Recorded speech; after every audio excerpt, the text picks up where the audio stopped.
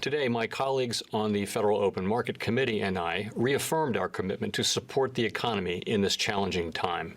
Even so, overall economic activity remains well below its level before the pandemic, and the path ahead remains highly uncertain. As we said in September and again today, with inflation running persistently below 2%, we will aim to achieve inflation moderately above 2% for some time, so that inflation averages 2% over time and longer-term inflation expectations remain well anchored at 2%. Looking ahead, we will continue to monitor developments and assess how our ongoing asset purchases can best support our maximum employment and price stability objectives, as well as market functioning and financial stability. The Federal Reserve has also been taking broad and forceful actions to more directly support the flow of credit in the economy for households, for businesses large and small, and for state and local governments.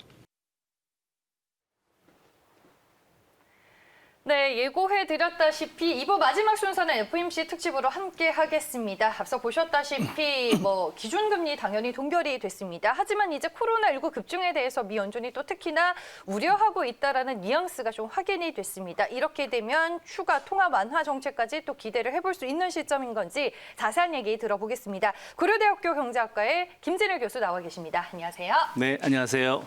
네, 저희가 먼저 이제 제롬 파월 미 연준 의장의 기자회견 내용을 좀 보기는 했는데 이번 FOMC의 주요 내용들 어떻게 좀 정리를 해볼 수 있을까요? 네, 오늘 우리 시간으로 새벽 이제 4시에 발표가 됐는데요. 네. 발표문 자체는 저도 이제 새벽에 일어나서 한번 그 미국 경제 TV, 미국은 낮 2시였으니까요. 그걸 보니까 커멘테이터들 말씀이 단어가 7개밖에 안 바뀌었다. 그러니까 거의 변화가 없었다라는 게 당연히 동결했고요.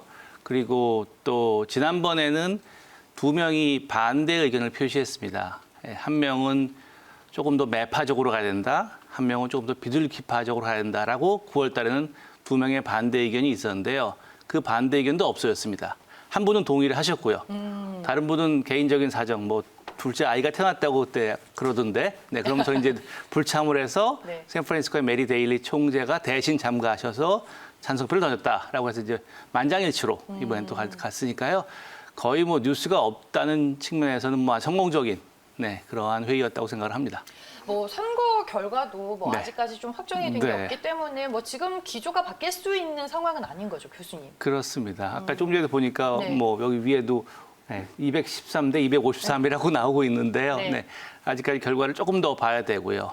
뿐만 아니라 지금 이제 우리나라에서는 당연히 대통령 선거에 관심이 거의 많이 집중돼 있지만 못지않게 그 의회, 상원, 하원 선거도 역시 중요합니다.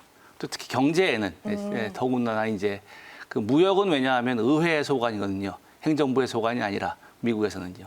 그렇다는 측면에서 네. 의회에 대한 결과도 역시 또 똑같이 지금 혼돈 양상이기 때문에요. 그 결과를 좀 지켜봐야 될 것 같습니다. 아니, 제롬 파월 미 연준 의장도 지금 보니까 경제에 대해서 상당히 또 걱정을 우려하는 네. 부분들이 있는 것 같은데요. 성명서 내용을 한번 체크를 해보겠습니다. 네, 공중보건위가 경제활동, 고용, 인플레이션에 계속 부담을 주고 중기적으로 경제 전망에 상당한 위험을 가하고 있다라고 얘기를 했습니다. 아무래도 네. 이제 코로나19를 얘기를 하는 것 같은데 지금 네.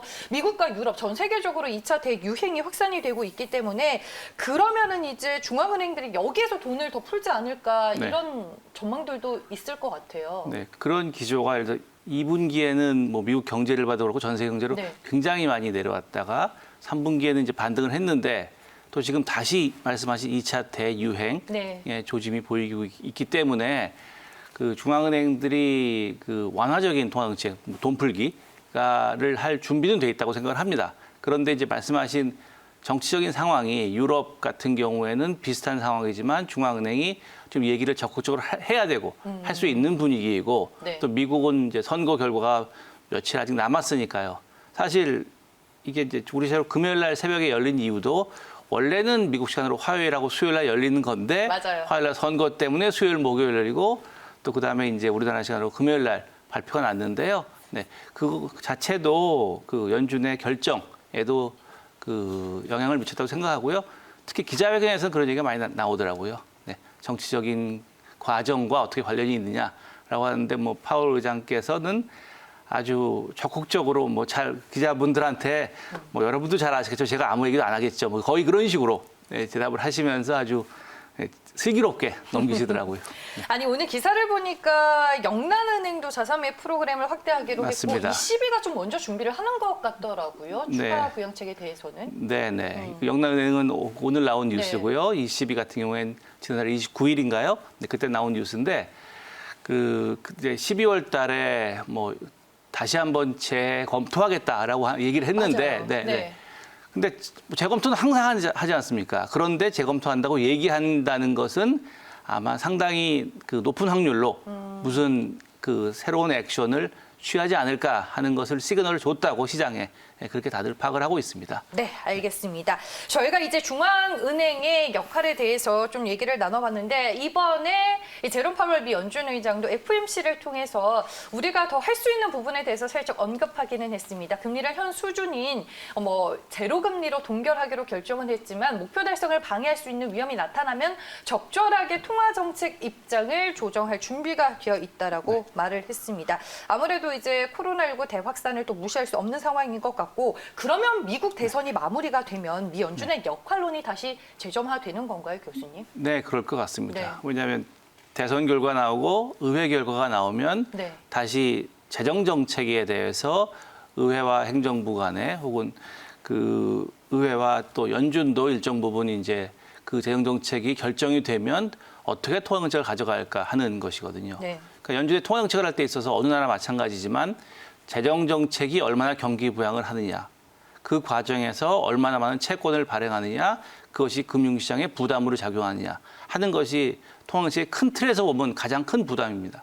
네. 평소에는 그런 것이 정상적으로 이루어지기 때문에 신경을 안 쓰는 건데 요즘같이 코로나19 이후에 네. 그런 위기상의 재정 정책이 워낙 큰 범위로 들어가니까 또 더군다나 그 파월 의장도 오늘도 여러 번 나왔는데 연준은 그러니까 스펜드하는 기관이 아니라 랜드하는 기관이다. 즉 빌려줄 수 있는데 그건 받을 수 있을 때이고 정부가 재정 정책이 혹은 의회는 그냥 받는 것이 아니라 그냥 줄 수 있는 기관이라고 여러 번 얘기하시는 것을 보면 그 통화 정책이 재정 정책을 어떻게 뒷받침할 것인가 하는 그런 의미에서 지금 말씀하신 대로 선거가 끝나고 선거는 끝났죠. 결과가 확정이 되고 그리고 나서 의회에서 재정 정책 패키지에 대한 그 딜이 나오면 그에 따라서 통화 정책도 적절히 움직일 것이라고 생각을 합니다. 결국에는 하나만 잘 써서 될 게 아니라 두 개가 이제 적절하게 조화를 이루어서 잘 가야 된다라고 교수님께서 말씀을 해주시는 것 같은데 그러면 재정 정책을 조금 더 여쭤볼게요. 이번에 의회 선거도 같이 진행이 됐는데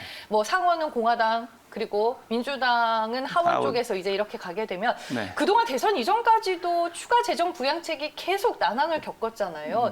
이게 조금 더 연장되는 건 아닐까요?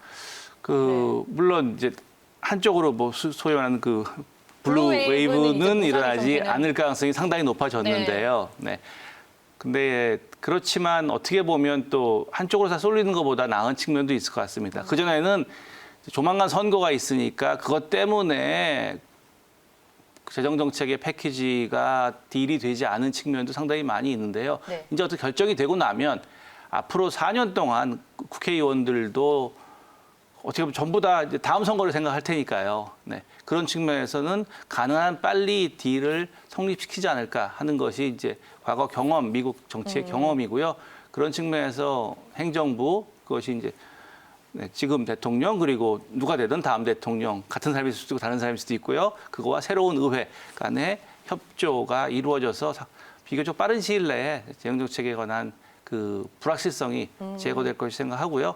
그러면 말씀하신 대로 빠르면 12월에도 중앙은행, 연준도 마찬가지지만 여러 나라 중앙은행들이 행동에 나설 수 있지 않을까 하는 그런 생각입니다. 알겠습니다. 오늘 이제 FOMC 성명서 내용을 하나 더 보도록 하겠습니다. 역시나 코로나19 팬데믹 얘기와 경제 얘기를 또 빼놓을 수가 없는 상황입니다.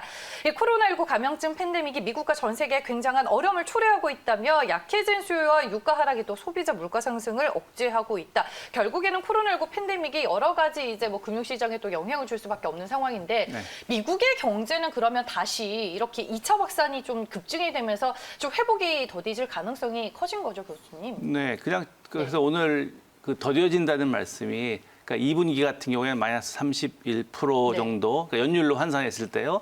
경제의 생산량이 줄어들었고 3분기에는 플러스 33%, 또 반대로 상당히 반등이 일어났는데 오늘 연준에서 그것이 점차 그 마더레이트 될 것이다, 줄어들 것이다라고 얘기했더니 그 뜻이 무언지에 대해서 그 질문이 몇 번 나왔고요. 그래서 네. 연준 의장께서는 3분기처럼 그 플러스 33이 계속되지는 불가능할 테니까요. 그렇죠. 그런 뜻이다. 네. 그러니까 어느 정도 줄어들지에서는 약간 좀 유보적인 태도를 취하셨는데 그게 그 2차 대확산이 일어났을 때 2분기처럼 나빠지지는 않지만 그 중간 어디로 천천히 돌아간다는 것은 기정사실인 것 같고요. 아까 보여주신 그 문장도 그런 측면에서 이해될 수 있을 것 같습니다. 알겠습니다. 이번 3분기에는 또 기저 효과가 있었는데 결국에는 코로나19라는 변수 상황 속에서 지표의 부침은 우리가 어느 정도 또 생각을 해야 하는 것 같습니다. 저희가 오늘 FOMC 특집으로 준비를 해봤고요. 지금까지 고려대학교 경제학과의 김진일 교수와 함께했습니다. 교수님 오늘 고맙습니다. 네, 감사합니다.